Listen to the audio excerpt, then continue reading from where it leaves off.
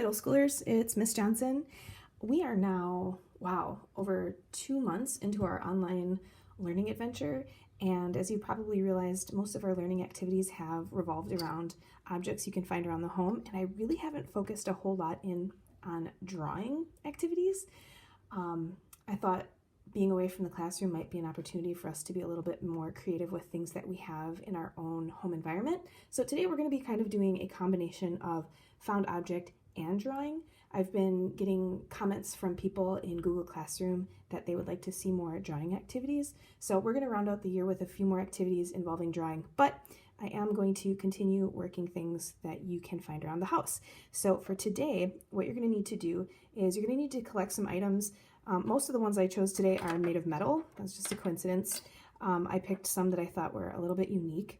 And what you're going to be doing for the activity today is you're going to be finding an item, kind of assessing its shape, its form, looking at the elements that go into that object, and see if anything inspires you to use it in a drawing. So like when I look at this little charging block, it kind of looks like maybe the face of a little robot. This side has eyes.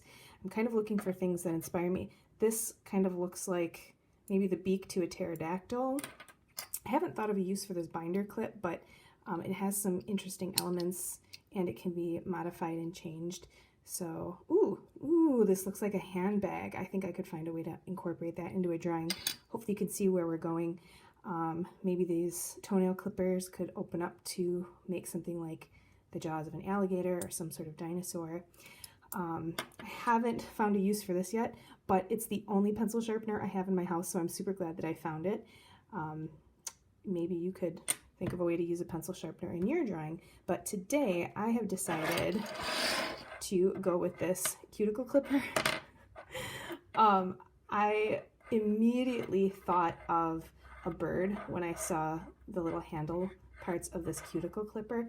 So what I did is I kind of did a little brainstorming, thought about what kind of bird could most effectively work with the handles of the cuticle clipper, and I have created a drawing that is inspired by this original shape, and I'm sure you can guess how this is meant to fit in there. The cuticle sits right on the lip, and then of course I made a pelican here.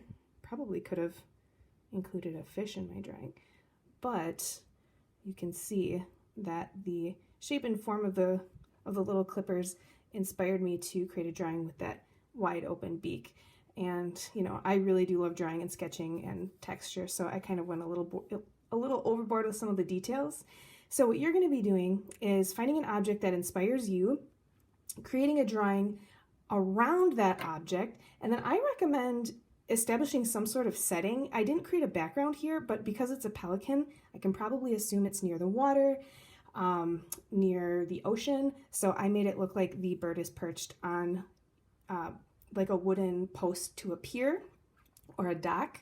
You do not have to create a background for your drawing, but I do think it is important to create a little bit of setting just by incorporating something that would maybe be associated with the object. So if I, for example, created an alligator using my toenail clippers here, it would make sense to maybe create a little bit of water or maybe some grass or some kind of like cattails that might be in the bog around the alligator.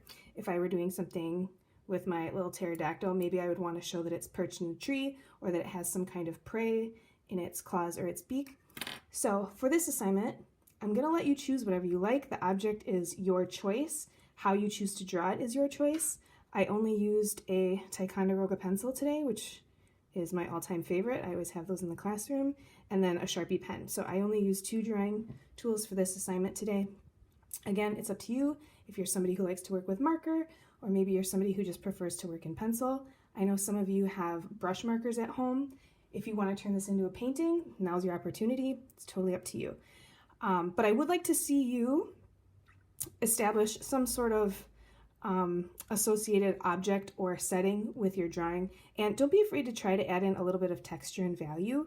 I always encourage you in class to use all the elements of art, so have fun with this one. I really enjoyed sitting in my living room and doing this drawing this morning. I thought it was a lot of fun.